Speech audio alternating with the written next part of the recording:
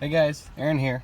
Today I want to talk to you about a couple codes I see that are really common with Nissan vehicles, mainly 2002 through 2015. And that's these P2A03 and P2A00, which are basically not a lot of description on them, but air fuel sensor bank 1 and air fuel sensor bank 2. And then what you'll see a lot of with these codes is a P0420. They go a lot together, and these codes can be pretty troubling to diagnose and pretty troubling to overcome and understand, just because there's not a lot of information on them. So I'm working with a OTC Encore here, and I'm going to pull up a little bit of information just to familiarize you guys with what this is about. Basically, the computer is seeing the discrepancy between bank 1 and bank 2. Bank 1's going lean, and something about the engineering with the electronics on this vehicle, where if you were to have an exhaust pipe leak between maybe your header flange or your manifold flange and your catalytic converter, it's going to throw an O2 code. And even if you do repair the leak, or you repair the O2 sensor, get a new one, the code reoccurs, and it's a really common issue I see a lot with G35s, 350Zs, Titans, Xteras. All of them kind of have this. So real quick, I'm going to log on to Identifix, and I'm going to show you something. There's a couple TSBs about this code. I'm just going to click on right here. Once you make your repair, whether it be you find an exhaust leak, you have to perform a clear self-learn procedure and recheck the fuel trims. For you guys who are familiar with fuel trims, when it comes to Nissan, they use alpha trim, which is 90 to 110, but 100% is perfect stoichiometric, which if you're using OBD2 generic, that's going to be 0 fuel trim, not minus or positive or anything. So there's actually a procedure I'm going to go through to show you guys.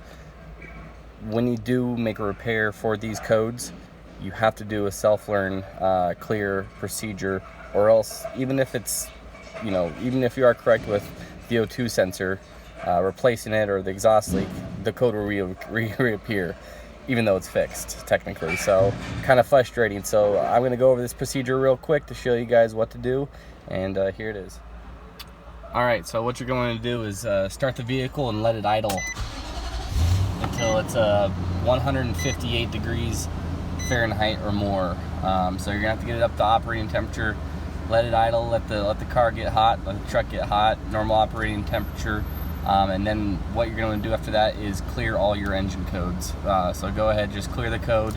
I'm using the scanner for mine. Maybe unplug the battery for yours. I'm not sure if that's going to work, but I always use a scanner. You want your computer pretty much clear. Alright, so I got the vehicle up to operating temperature, and the code is cleared. So what we're going to do next is unplug the mass airflow sensor. Alright, so what you're going to do is, with the vehicle not running, unplug your mass airflow sensor and start it up.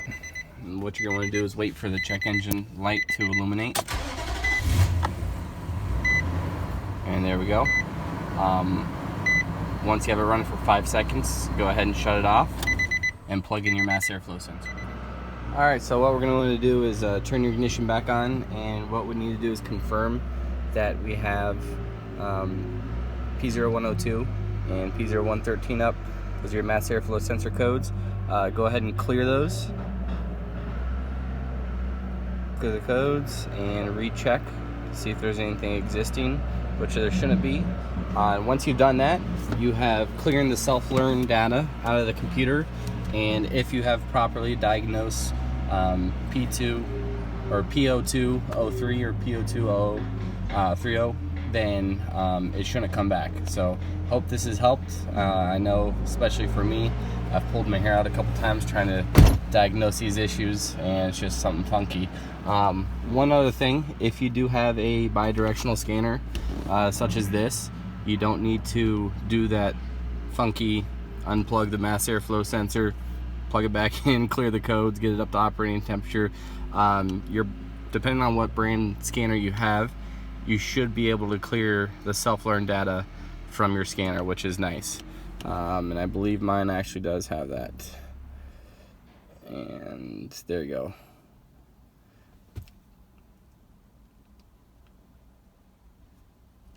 Okay. Transmission in park, blah, blah, blah. We're going to start it. Done this a couple times with good success. So there it is. So hope it helped. If you have any questions or comments, leave something down. If you like this video, please like and subscribe, and I'll see you next time.